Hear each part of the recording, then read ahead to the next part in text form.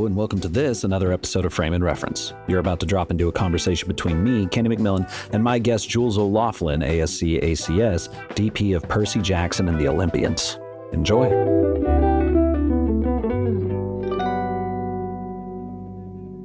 It was funny. I was, obviously you got to figure out what you've been doing since the old man. And I thought we had spoken last this year, but it was legitimately almost 100 weeks ago. It was was it? Yeah, for the old man. Yeah, for the old man for season. What was that for season 1? Was it, or was it season 2? I'd have to look it up, but yeah, it was. Still love that show. Yeah, bummer that it got cancelled by FX. That was a shame. Although it was every time we'd shoot, one of the producers was so nervous. He was just terrified that we were going to kill Jeff Bridges. Oh, sure. But geez, yeah, he had a few health hiccups and a few while we were shooting, and he's so loved, right? But and so he told me afterwards. He goes, "Why after the show was cancelled, his stress levels kind of went way down because he wasn't worried anymore about Jeff dying on the set." Yeah. From Jeff's position, it's hard to be John Wick at that age. Right? Yeah, and he was doing a lot of his own stuff. Yeah, I mean, yeah, it was pretty full on. So yeah. I just got an email about his new wide lux where they're like, we're almost in production. Yeah, that's it. Yeah, I mean, he's been shooting on the wide lux for years and years, and he's put out a couple of coffee table books, and he used to have it on that all the time. But he told me about what's that? I got volume 2 of the coffee book. Oh, I do. Yeah, cool. So so it shouldn't be much longer before that's released. To be cool. Yeah. What were you doing between Old Man and Percy Jackson? Were you just kind of bopping around doing commercials, or? Yeah, well, Old Man finished. Gosh, I finished last year. About April, May, and then I started Percy straight afterwards. Really, I came home for a little bit in June, and then Percy this year I finished in December. And then I started again in June. So I had 6 months off.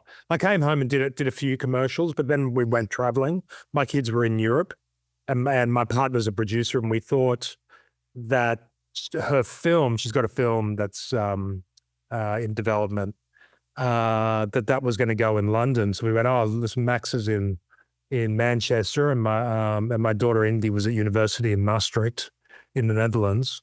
So let's go over because, the film's going to get up and we'll see them. So we went off to the Lake District with them, and then the film kept getting delayed. So we went traveling in Spain this was in March, I think. Yeah, we went traveling for a month, and then the film didn't happen. And by which stage it was like, Percy's about to kick off again. And so I came home for what I was hoping to be, 4 or 5 weeks of sunshine, because we live across the road from the beach here in the Northern Beaches, and it just rained the whole time. It was like Vancouver. I mean, we had to flee to the country to get away from the rain, to go to Vancouver of all places. Right. So then this year, all I've done work-wise, really, apart from a couple of commercials, is Percy season 3. Yeah. So once again, I started in June. It's a long show, mate. It's it's a bunch of movies in a row. Yeah, the biggest problem doing Percy is trying to avoid becoming a tax resident of Canada. So it's a real it can be problematic. So I can only really work for 6 months in the country before I become a tax resident. So I've got to find creative ways to kind of get around that, or just like last year, I had to leave by a certain date in December, very early December, and they shot then for another couple of weeks. And that was part of the reason why I shared 2 episodes with Francois, the other DP, Yeah. Was So, that 5 and 6?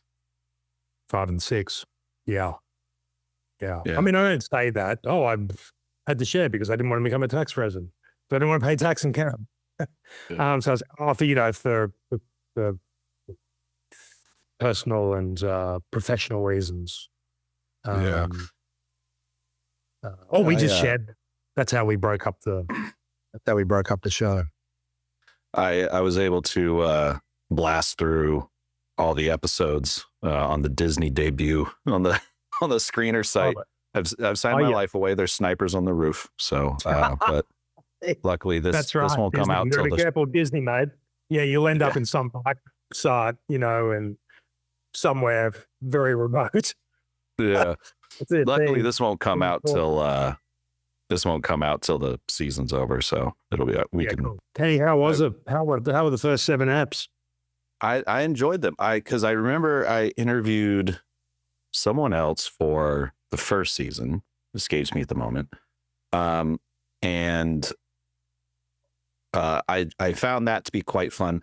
I noticed not only in the way you've spoken about it in other interviews, but kind of a step back from looking very, for lack of a better term, like children's show and a little more realistic, which I thought was nice. A touch that I think you definitely brought. I was wondering if you could kind of talk to me about, because funnily enough, the last time I spoke about the show, a lot of stuff that I thought was volume wasn't, and a lot of stuff that I thought that was, but you guys kind of took a step back overall. We did. Well, actually, a big step back from season 1 when it comes to the volume work. In season 2, we did a little bit of volume, but only for vehicle travel. So for car travel, some of that was done on volume. But we kind of pulled back mainly because we just weren't 100% satisfied with what the volume brought us. One of the big things for Percy is it's got to be grounded in realism. That's a big thing for the showrunners. Always, it's got to be grounded. It's a fantastical. These kids experience fantastical things. They see monsters, they see creatures, and occasionally they go to the underworld or somewhere else fantastical. But for just general punters, they don't see any of this stuff, right? So the rule is keep it grounded. And we thought that the volume in season 1, just on a few of the sets, just wasn't 100% for us. So as much as possible, we wanted to take it back to, I guess you could call traditional, if you could call CGI against blue screen, traditional way of film, but mainly real sets, real locations, and then occasionally we'll do blue screen set extensions and things like that. But as much as possible, we shoot on location or we build sets. And some of the sets we build are pretty big. So there's a reason why we call the studios that we shoot in Mammoth Studios. I mean, they are really, really big sound stages. The 2 that we shoot on, they're enormous. They're warehouses for some big clothing company, I think, back in the 60s or something. Like the equivalent of David Jones or Grace Brothers in Australia. Not sure what the equivalent is in America. But a big department store, it's where they held all their stock. And these Sears, right? Yeah. And this is where they'd keep all the stock before distributing it to the various stores around Canada. And the stages are massive. And so we're able to build really big sets on those stages. And that's a lot. It's a lot of fun to be shooting on a big set rather than volume. Although having said that, the volume work we did do in season 1, you build a set on the volume stage. It's just the background, of course, which is virtual, and you see it as well. I actually really enjoyed shooting on the volume. It had its limitations as far as lighting. But after season 1, we moved away from the volume into more real environments. Yeah. Well, and I feel like, I remember the early inklings of the volume when watching like Mindhunter or something like that, where they would put the screens outside. And watching it evolve has been really fun, but it's also kind of funny that it's kind of going back. I've heard a lot of people going like, yeah, we pretty much just use it for process shots. And now, Right. Yeah. it's just gone out. It expanded and then now it's coming back in, we pushed it. Yeah. But although one thing that I heard from the first season of Percy was that like they found that the volume looked better on camera if they made it look more fake. The more photorealistic it looked, the worse it looked, or something to that effect. And I thought that was an interesting note. Yeah, well, it's more that my take is it's more that the environment is real. Like one of the most challenging environments you could shoot on a volume is out on a street in the middle of the day on planet Earth somewhere. For instance, outside the Met in New York.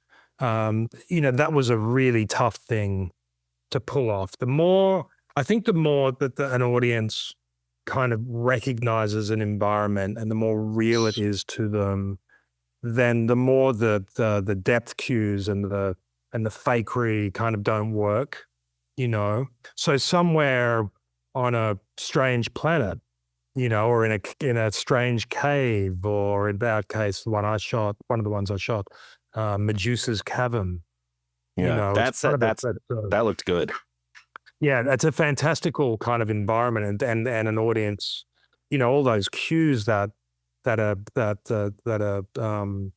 traveling to the brain, and that's not synapses are firing and a million synapses a second going, that's real, and you thin slice and go, that's not real, and you don't know why, or it has an emotional effect that you just don't quite buy it, but you can't really rationalize. I think the realer the environment, the harder you've got to work to pull it off. So, but yeah, the Medusas, that was a fun one because it was not only, we had it on stage, but I had real fire on that stage. And I was actually going to ask about that because there's a few things that I think everyone does differently. One of them is fire, and one of them is nighttime, which you had a handful of nighttime scenes as well. That would be fun to talk about. Like I was just talking to Steve Yedlin a couple days ago, and in the new Knives Out movie, he literally just got like a crappy TV screen and played an image of fire, and that was a catch light. And I was like, come on, that's smart. Just stuff like that. But being able to use real fire is like, because I've never seen the LEDs quite do it right. Yeah, well, the thing is with that cavern, it was vast, and there were fires in the background. So one of the hardest things was having real fire in cauldrons on the stage, and trying not to burn the overheads LED roof, and having virtual fire on the wall. So fire cauldrons deep in the background of the cave, and matching the two, or really matching the virtual to the real fire, because there's not a whole lot you can do to real fire to change the way it looks.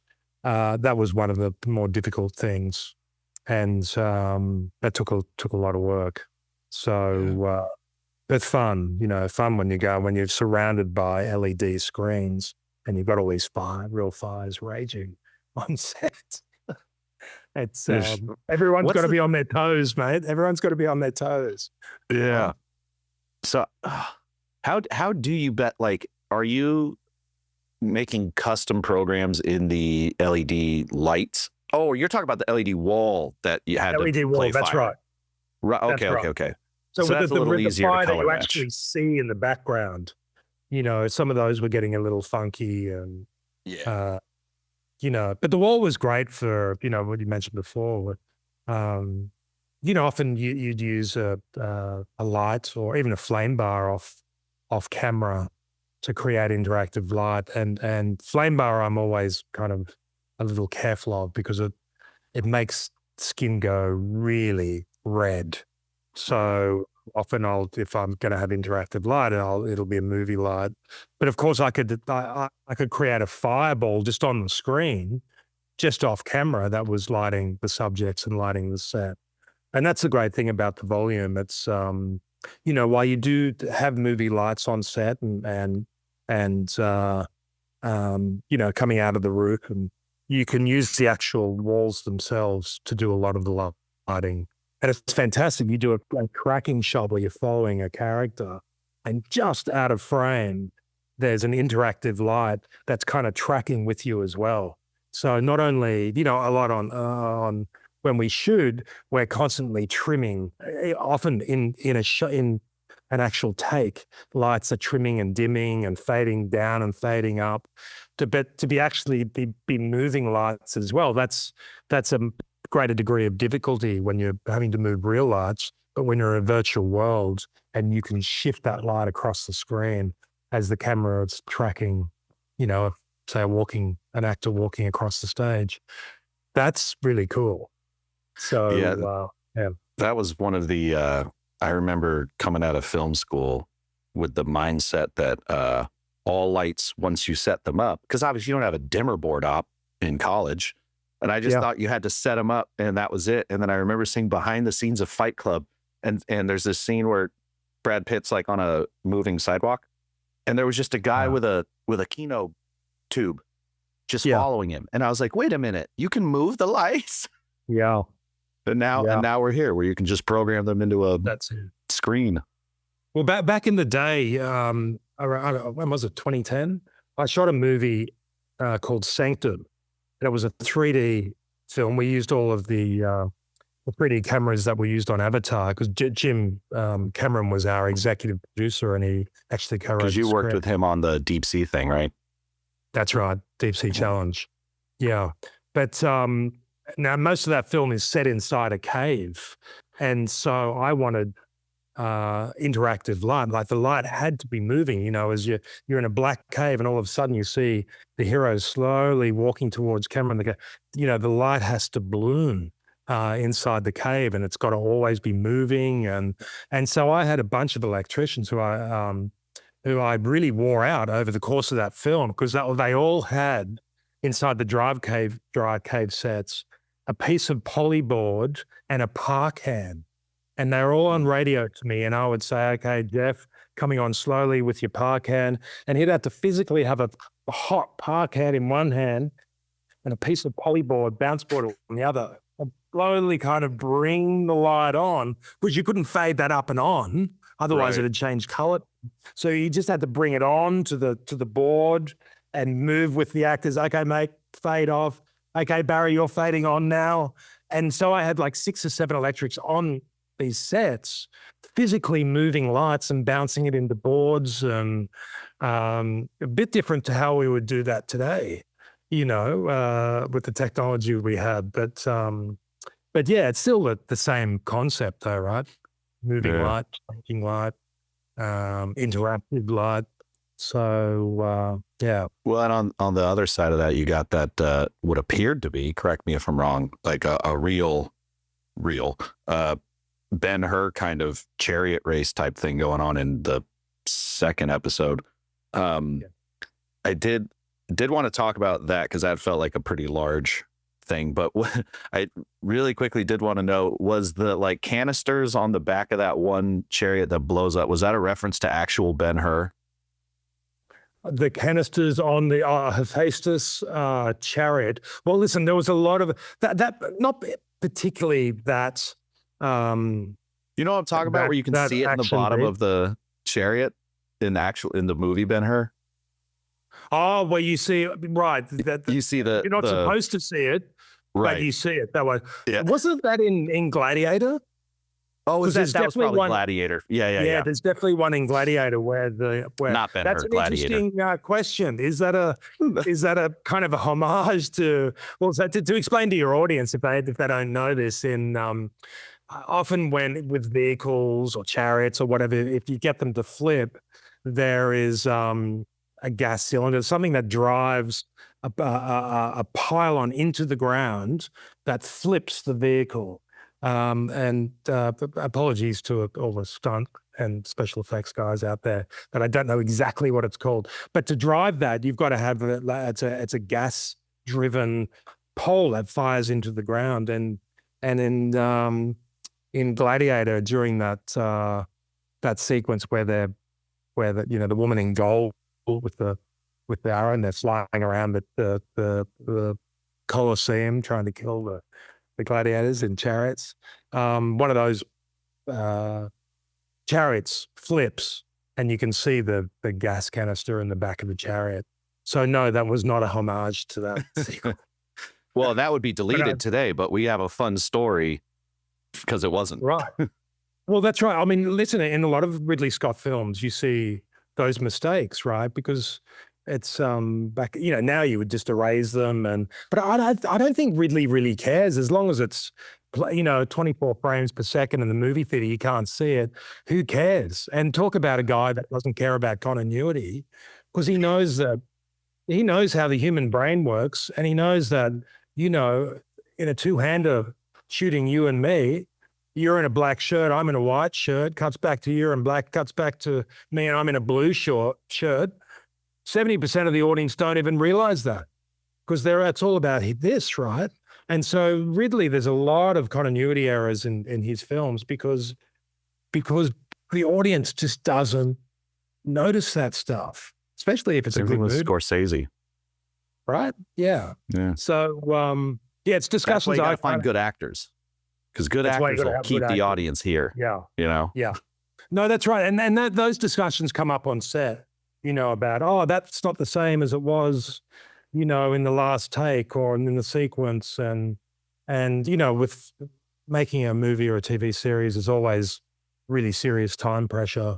And so it's a discussion to be had. Do we worry about that? Do we go again and fix that problem?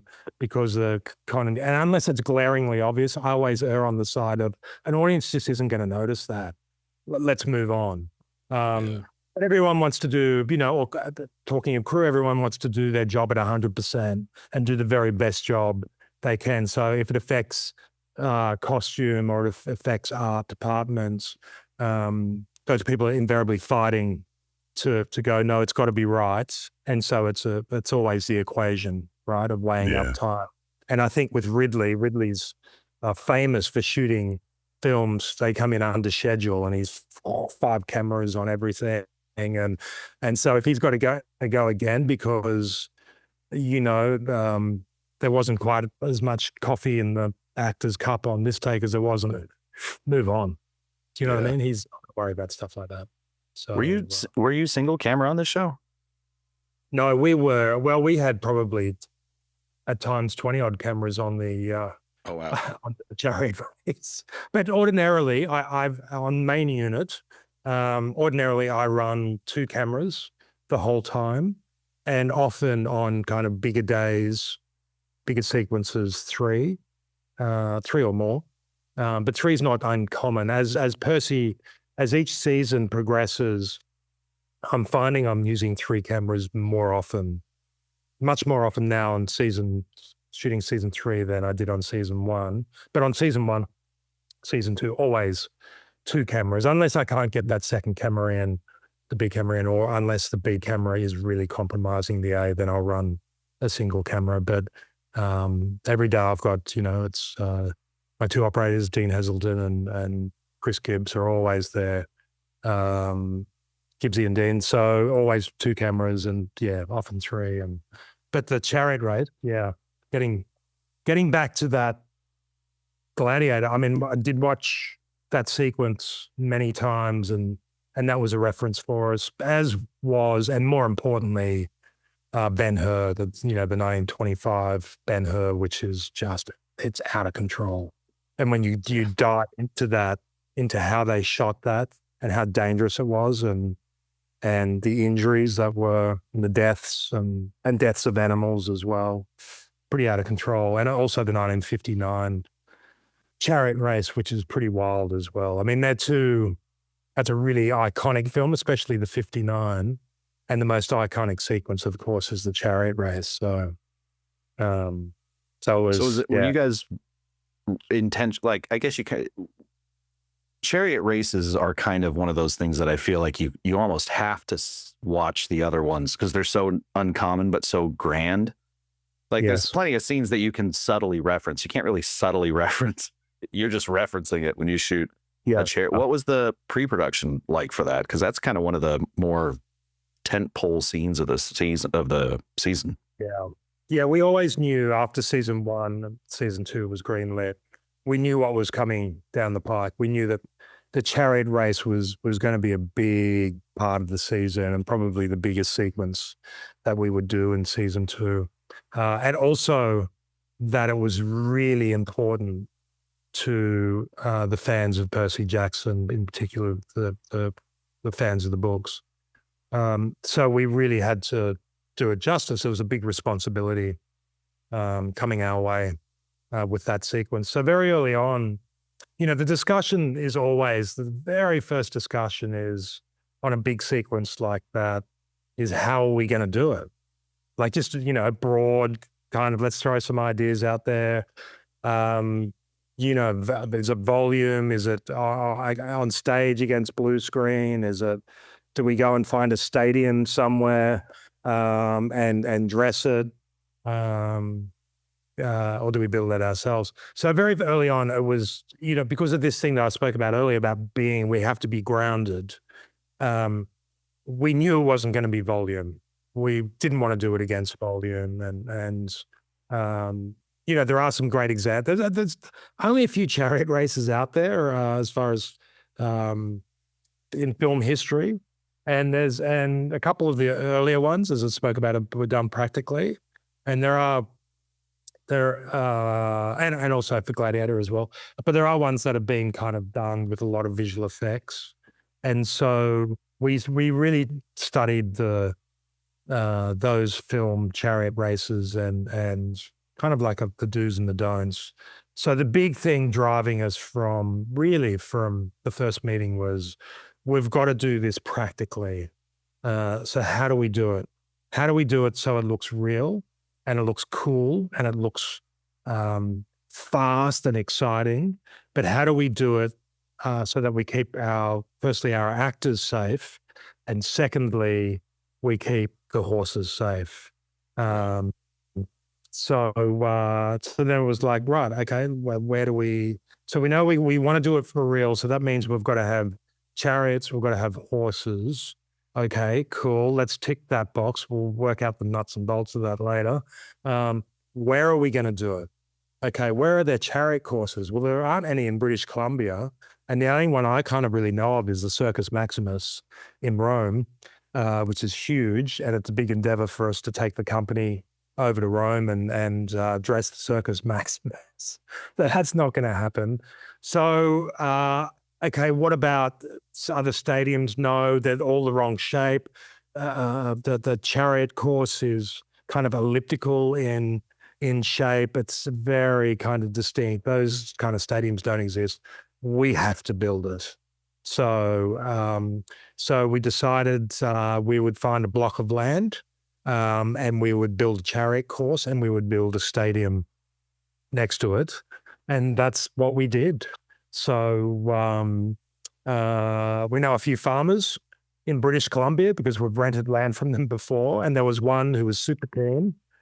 He said, listen, I've got this block of land. It's just grass. Occasionally I think he runs cattle on there.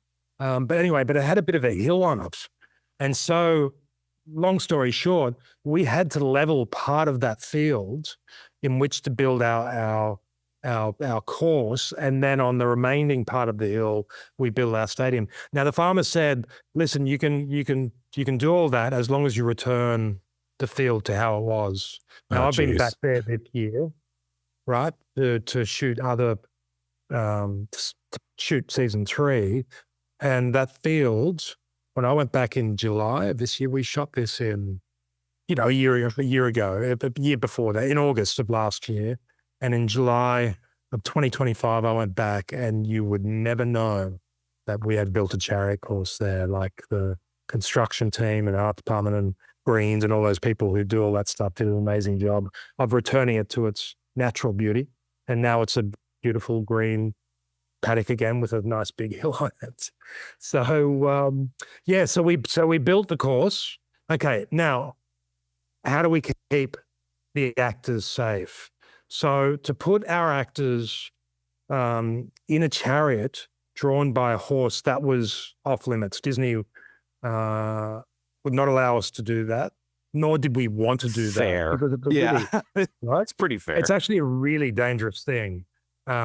Now, unlike Ben-Hur, our chariots are drawn by 2 horses rather than 4. But still, there were, gosh, how many were on the paddock? 6? Were there? I think there's about 6. Anyway, the width of our course, we could just slot in 6, cheek by jowl. So and with a little bit to spare. So, okay, so we know we're going to have real chariots and we're going to have real horses drawing them.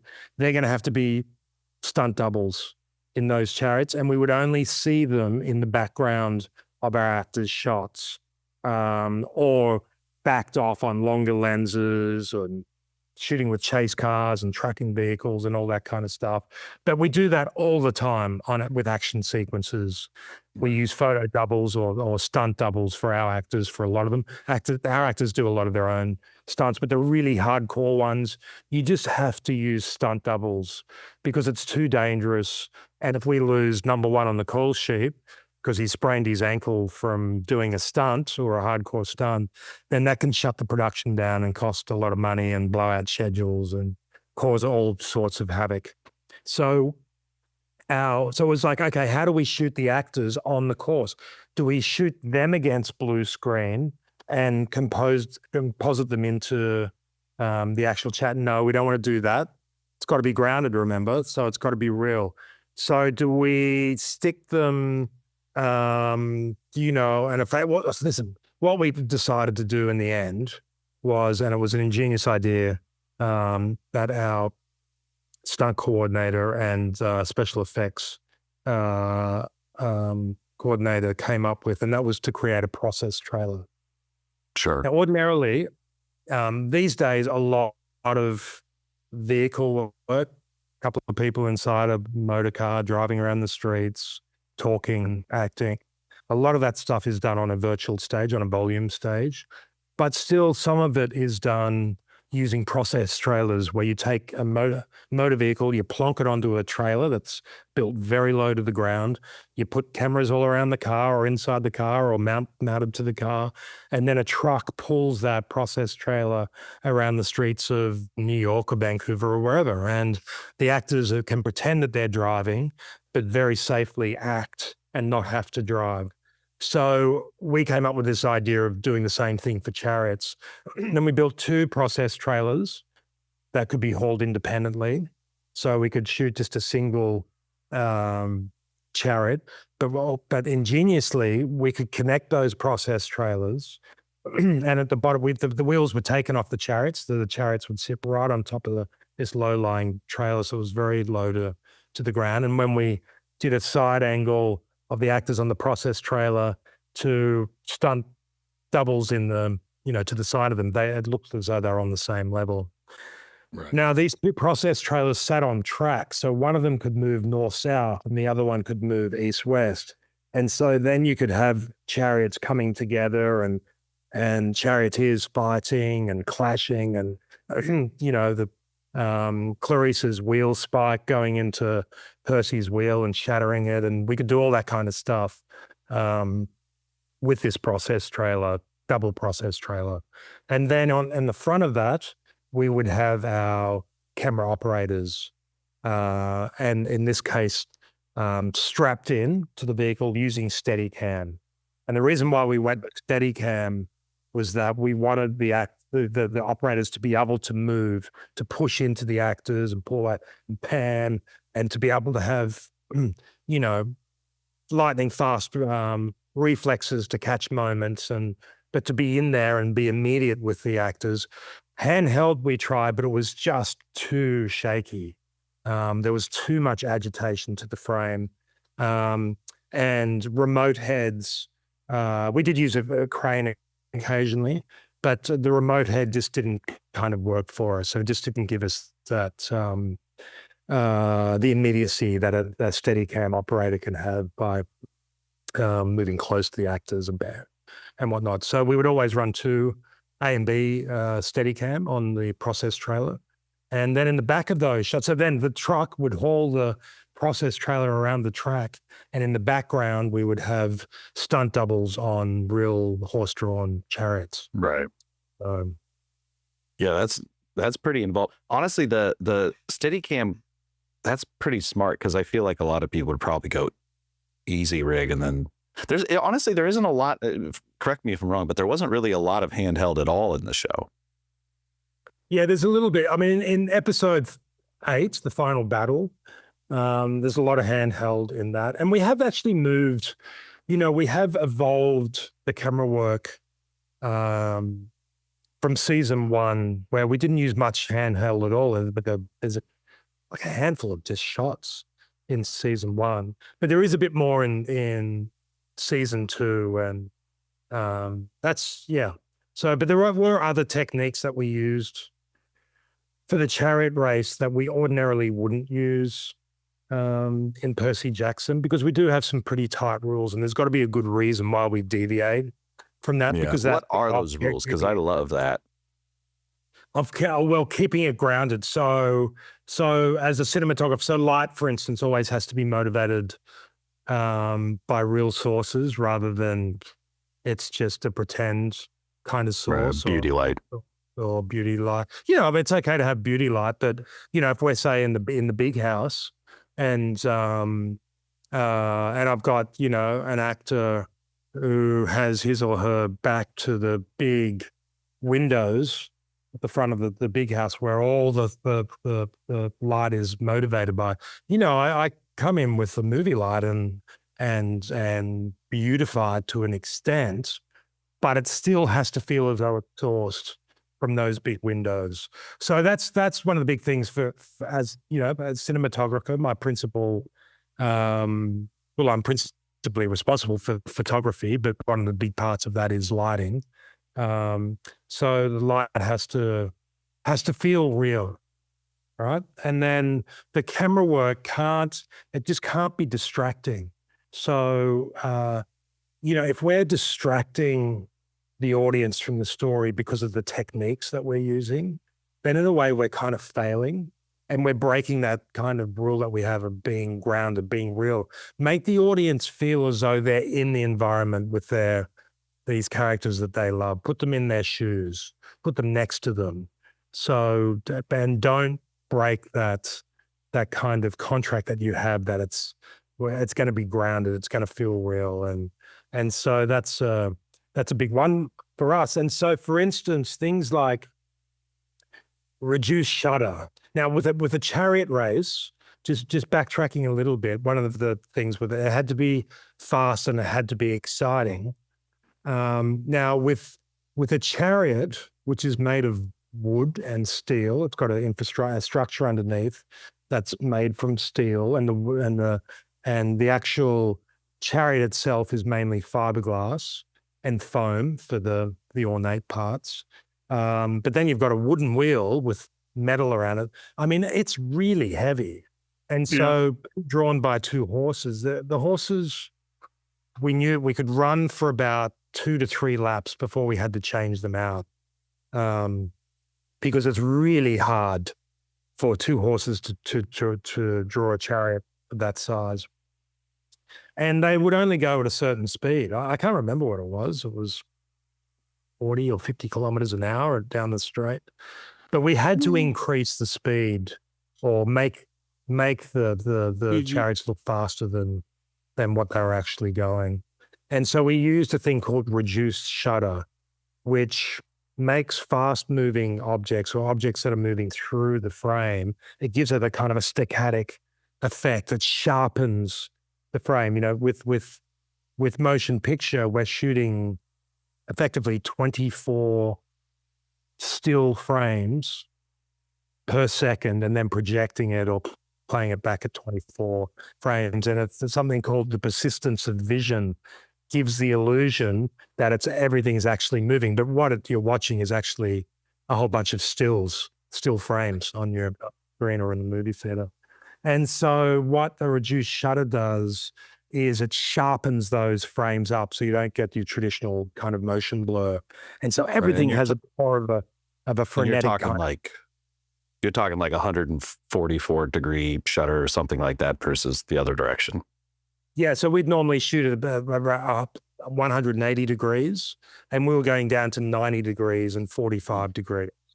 So that then, and the films, where you see this, Saving Private Ryan, the TV series Band of Brothers, the opening battle in Gladiator, with the goth with the big, he's got the big mace and boom, he hits a shield and mud flies through the frame and it's got that really sharp effect. That's reduced shutter that does that.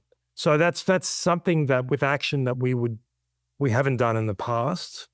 And I had to get it through my QC, my quality control, which is my two showrunners, Dan Schatz and John Steinberg.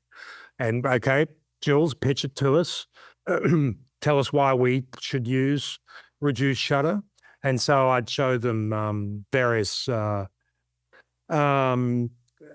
references, and then I went out and tested it, and so they had to be absolutely sure that it felt like our show.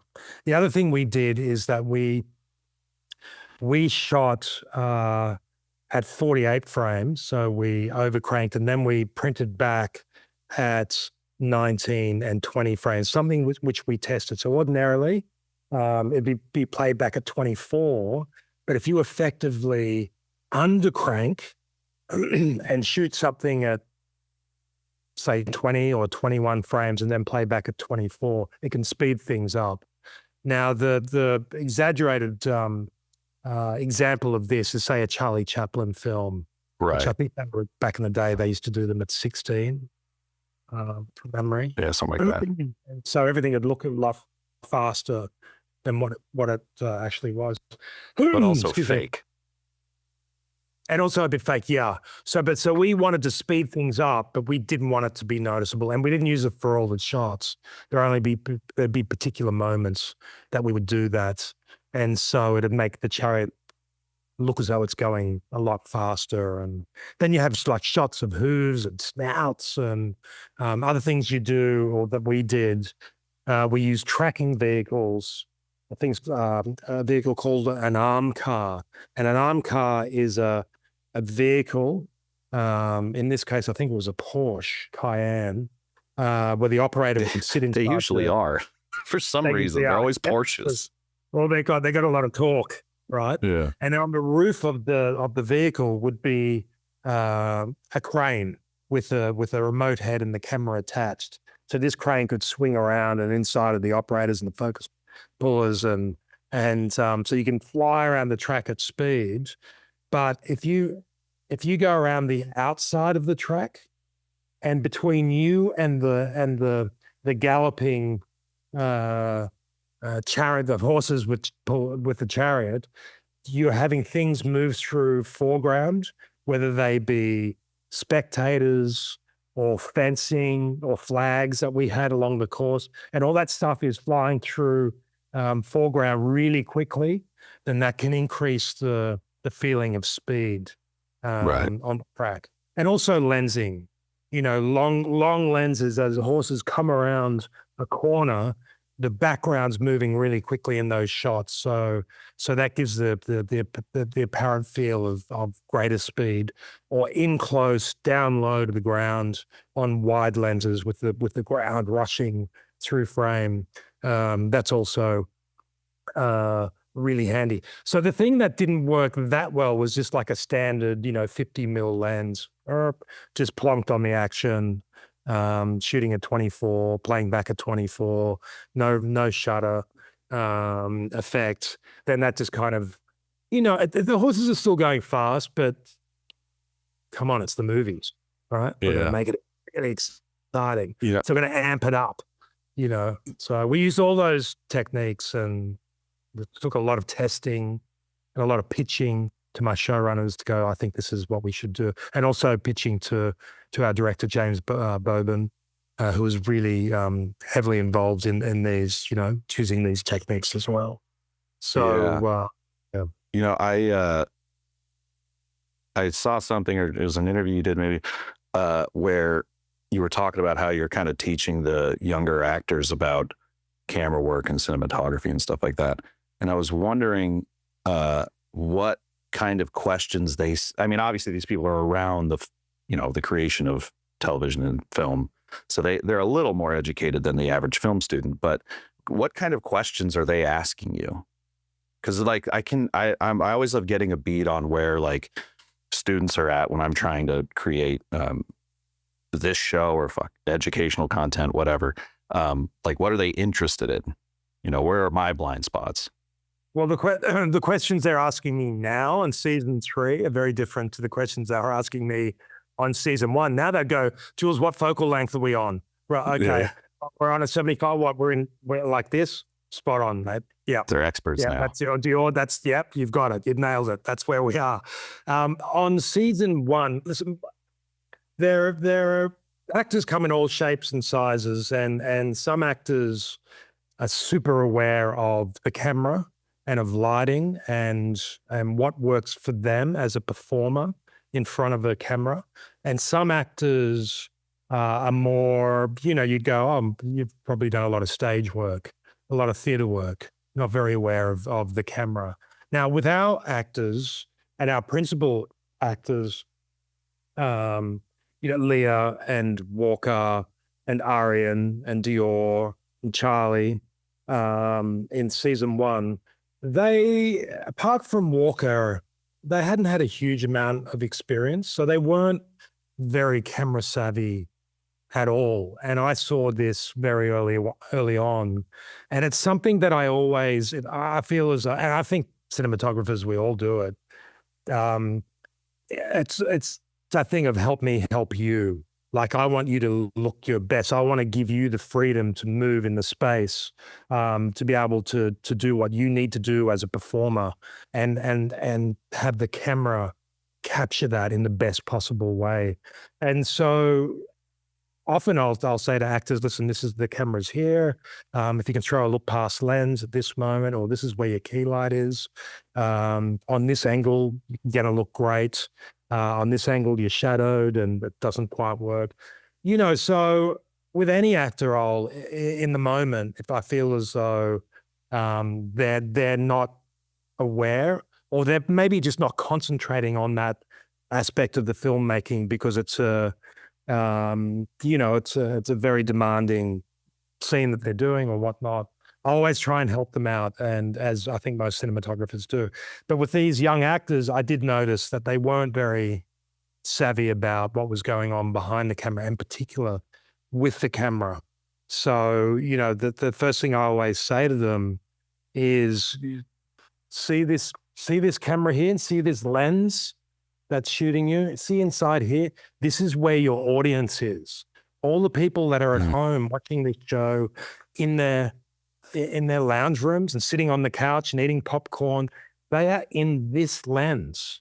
So you've got to be really aware of where this lens is whenever you're performing in front of it. And it'll help you as a performer reach your audience in a much more powerful way. And so early on, I kind of just tried to teach them about that, where the camera was. And occasionally I'd go on to the set and I'd say, hey, Leah, the camera's over there. Just, oh, thanks, Jules. After a while, they really got it. So I go, just don't forget the camera. Oh, yeah, okay, I know what I got to do.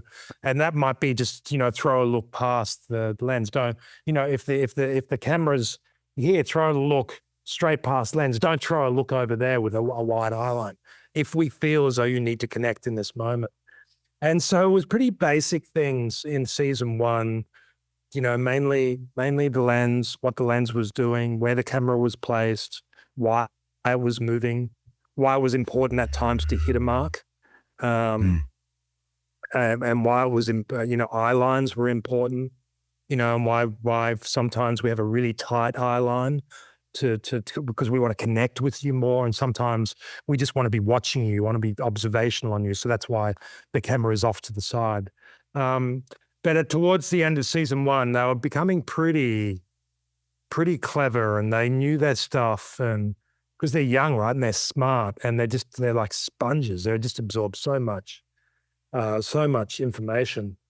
So then in season 2, they would come at me with much more kind of advanced questions about what the lighting was doing, or why I was changing the light during shot, or why it was this color, and their questions become much more detailed, and they became really interested in all aspects of filmmaking. I mean, Arian and Walker at various stages have had the steady cams on, or they've operated the remote head, or, all that kind of stuff, partly to teach them, but also to keep it fun for them.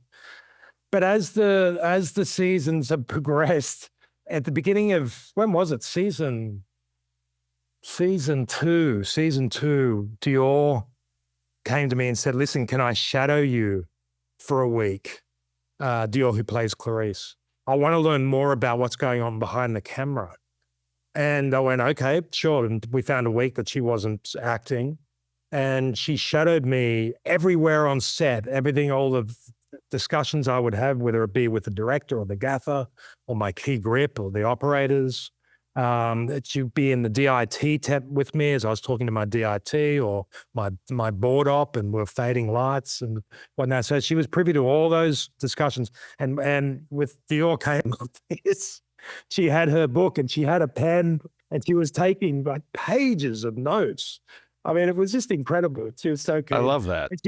She was present there for a couple of tough conversations I had to have with, because, filmmaking is, it's, as I said before, there's always time pressure and it can be stressful. And sometimes you've got to have, very direct and tough conversations, whether it be with a director, where you're kind of, you're not arguing, but you're kind of extruding an idea. And to extrude an idea, you might be you have different opinions about how to do something, right? And you're going to get there, but you need to have a tough call. Well, I don't agree with that because of X, Y, and Z. And the director might say to me, well, I want to do it because of blah, blah, blah. Yeah.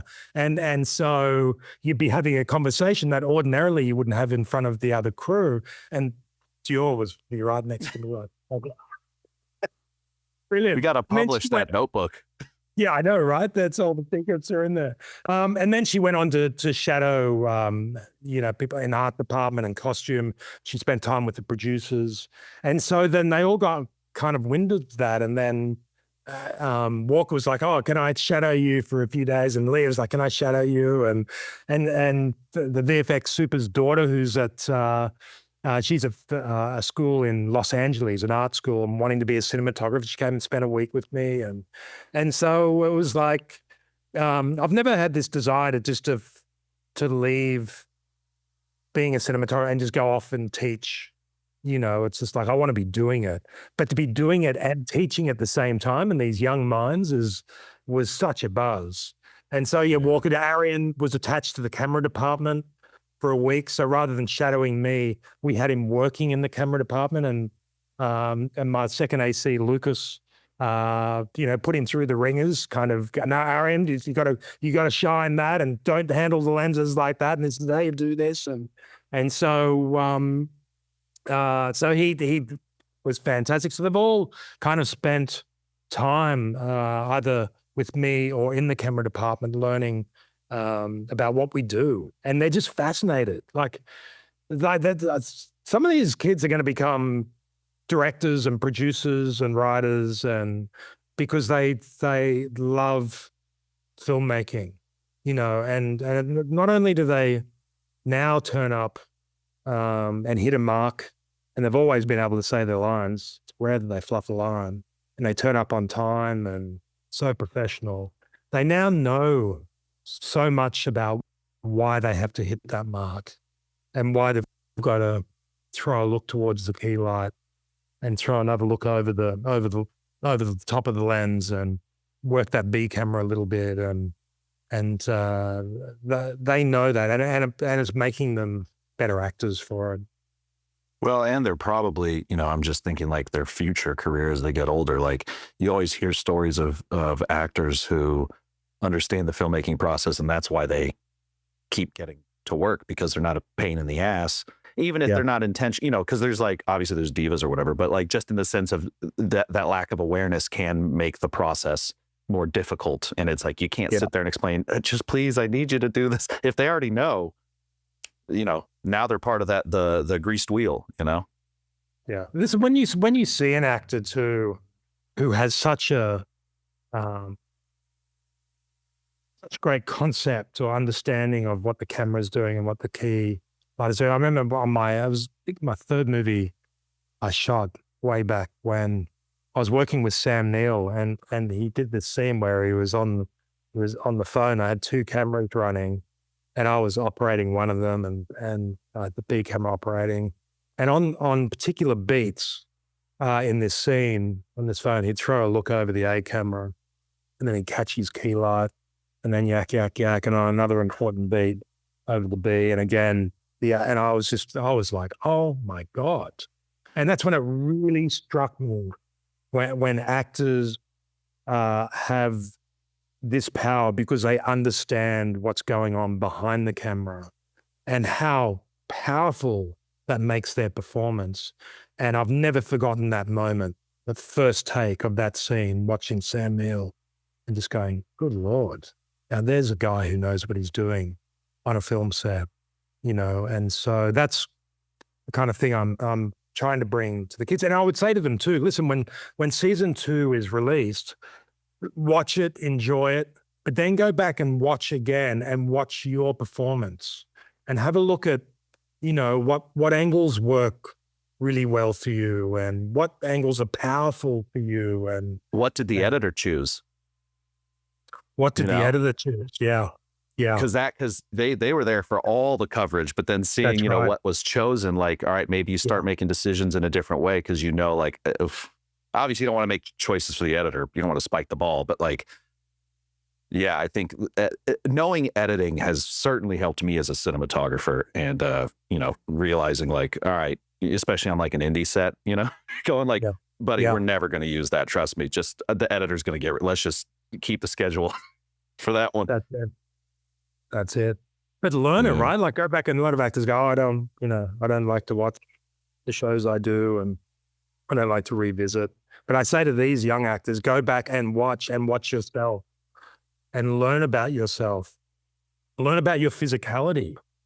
What's working for you, what's not working for you, and look at how you move, and and then go and watch a few Harrison Ford movies and watch the way he moves. Watch the way he does it. Now there's a physical actor, right, that understands physicality when it comes to performance. It's got this one. It's good at pointing. Yeah. Or the Tom Cruise one. So that was a really, really fun and rewarding aspect of shooting Percy Jackson for me, and I think they have a lot, as in the actors, they have a lot of fun doing this kind of stuff as well. So it's not just about cinematography for me, and it's not just about acting for them. It's about this family and about these bunch of this filmmaking family learning from one another and having a great time working with one another. Yeah, I mean that's certainly what drew me to filmmaking, was that sense of collaborative problem solving and being, obviously it's a privilege in one way to be able to make art for a living. I feel like every human being comes out the womb capable of making art. They don't come out the womb knowing how to do taxes. So, it's innate with us to create. And it's really fun when you get to hear about those experiences, like the way that I think life should be lived, maybe not necessarily on a set, but a sense of community and creation is always lovely. Yeah. I wish I'd come out of the womb knowing how to do my taxes. Bro, same. I started getting emails about it the other day, and I was like, already? Like, God damn. Not tax time again. Oh, no. How do I do that? Okay, maybe I got to call someone. Yeah, call Jeff. I was going to say, speaking of students, I have an intern now whose name is Jackson. He's the other guy on the call here. Cool. And hey, Jackson. I've been thinking that whenever he's able to sit on the calls with us, if, he's been sitting there taking notes for me for the edit, but Jackson, if you have any questions for Jules to round us out, you're more than welcome to ask it. Howdy. Yeah. I'm Jackson. It's been a pleasure hearing y'all talk about this topic. It's so eye-opening. I'm a senior in college right now, and I'm about to enter or move to LA here soon. So it's just been awesome just to hear, like, just get embezzled in the whole world of all this. Yeah. Cool. What college you at? I'm at Arizona State. Oh yeah, cool. Currently. And they have a semester in LA program where I'll do my last semester up there in LA. Right. So super dope opportunity for sure. I guess one of the questions that I picked up from when you're talking is when I've noticed, especially dealing with actors that aren't as experienced, having them like knowing where the camera kind of hurts their performance in my eyes. So like how do you navigate that to like take that kind of how do you say this? Like take that initiative to tell an actor, okay, the camera's here, and have it not influence their performance in a negative way, if that makes sense. Yeah, no, for sure. Yeah, I understand what you're saying. Listen, there are some directors who, particularly an Australian director, I don't know, back in the day that didn't want to ever use lights on a shoot because he thought it was distracting and didn't want the actors. You didn't want the camera to make that much of an impact because of distraction. But my view has always been like this is the filmmaking process, right? The only people that we shouldn't be distracting is the audience. And actors, by the very nature, I mean, this is what they do. If you're going to be a TV actor or a movie actor, you're going to be able to act with a camera there and with sometimes a big light and a big bright light. I mean, sometimes the camera is right there. You know what I mean? I always think if I want to put the audience right into their shoes and be right with them in this moment, I want to be in close, you know, on a wide lens. I don't want to be backed off on a long lens, you know. Michael Bay. Yeah, like more observational, kind of like. Well, yeah. So sometimes the camera has to be right here, and so I think if an actor is like, oh, that's distracting me, or I'm being distracted by that, they're probably in the wrong business. Do you know what I mean? Like that's just part of the process, they've got to get used to it, and they've got to become one with it, and I think. Part of it for me and part of it kind of helping these young actors was there's power in this camera. There's power in this lens. Like use it, understand it, so you're able to use it for your benefit. And so I think for them, it's knowing that, like I never ever got the sense that anything that we were doing with the camera was kind of distracting for these young actors. Now, I know, I kind of find the older the actor gets, the more they may find it distracting or, you know, I know actors who find like a stills photographer right next to lens shooting distracting, or if I've got behind the scenes and they're right next to the camera and it's it's a scene which requires everyone to chill and give the actors the space, and I get them out of there. So I'm really mindful of that. But to actually have the A camera backed off and away or hidden because it's going to be distracting, then that I kind of go, that's just part of the craft. That's part of what you got to deal with, you know, and very quickly that any actor, I think, who does TV or movies just understands that, and it's just, I mean, when I stand on a set, often I'll go and I'll sit or stand where the actor's going to be, so I can have a look, see what's in their eye line. Is there anything distracting? Okay, there are crew there. Guys, get out of there. I just want the operators here in the boomy. Is there anything else distracting? So I tend to clear a set like that or look after a set like that and look after the actors like that. But also I want to stand there and just see how bright's that light. Are the actors going to be okay with this? So it's not that I discount it, not by any imagination do I do that, but the camera is going to be there and the lights are going to be there, and it's and we'll make it have as little distractions as possible. But those things are just part and parcel of the business. Yeah. Awesome. Because a lot of through our whole college experience, a bunch of my buddies were kind of learning about Derek C. in France, and John Cassavetes and those guys are just how the realism really works with actors who aren't totally for sure seasoned. Yeah. And I love how you challenge that philosophy. I'm gonna tell my friends about this. That I mean, imagine how distracting it must be standing at the Sydney Opera House on stage there, and there are 500 people staring at you. I'd go, wow, I'd find that much more distracting than a camera with an operator who's kind of hiding, in the viewfinder. For sure.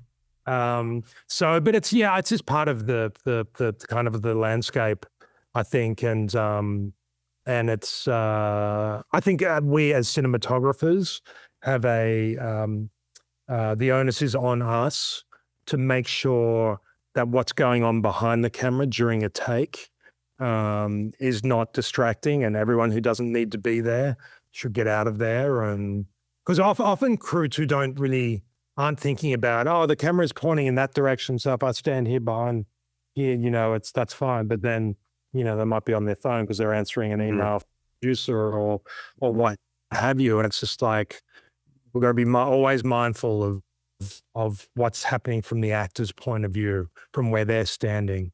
And so it's not as if it's not thought about. I think about it all the time with our actors, but those big things, cameras, lighting, they're going to be there. Yeah, on stages, I've definitely seen the grip team set up massive floppies, under a light, not really to do anything, but just so that crew can kind of hide behind it, so it's just a black wall instead of folks, and especially if you've got those craft services people who bring food around and everyone's sitting there eating out of a pudding cup in the middle of a shot. Yeah. I know. Yeah, and shepherd's pie has just arrived on set because you have this overpowering smell. Often that is something that I think about. It's oh my God, these actors have been here for 2 hours doing this scene, and I know they haven't eaten anything, and everyone's behind the camera eating shepherd's pie. Yeah. What's that sound? The sounder says, that's the actor's stomach rumbling. Yeah. Well, I gotta let you go, buddy, but it was phenomenal talking with you again, and I really look forward to the next time we get to chat. Thanks, man. Great to meet you, Jackson. Likewise. It was a pleasure. Take care, guys. Appreciate you. Okay. Bye. Thank you. See you guys. Bye-bye. Bye-bye. Frame and Reference is an Owlbot production, produced and edited by me, Kenny McMillan. If you'd like to support the podcast directly, you can do so by going to frameandrefpod.com and clicking on the Patreon button. It's always appreciated, and as always, thanks for listening.